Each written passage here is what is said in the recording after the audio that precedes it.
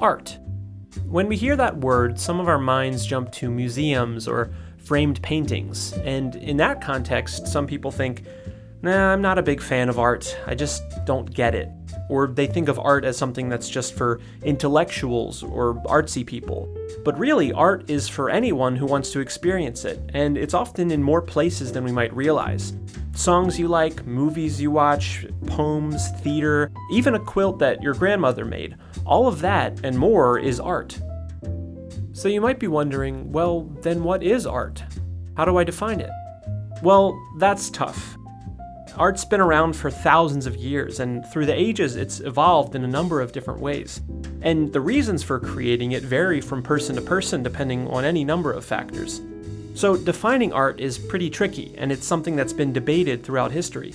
There just isn't one agreed upon definition. However, many believe that art is anything that stirs emotion in you. Now, the emotions that get stirred up depend entirely on your own history, your story, everything that comes together to make up who you are. And because of this, 3 different people can experience the same piece of art and have wildly different reactions to it. One person might think it's the most beautiful thing they've ever seen, the second person might hate it, and the third might not feel much of anything at all. And none of them would be wrong. Everyone's entitled to their own preferences and feelings when it comes to art. You know, the way you feel about your favorite song could be the same way that someone else feels about their favorite sculpture. And even though you might not like that sculpture, it can be valuable to consider why that person enjoys it so much. You may learn something about them and maybe even yourself. The term art is really just a label. Over the years, a lot of people have tried to classify what it is or what it isn't, but that's not really what art is about.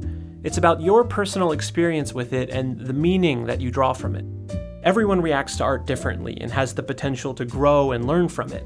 It gives us the opportunity to tell stories, record history, and tap into our emotions in a way that few other things can. Goodwill Community Foundation, creating opportunities for a better life.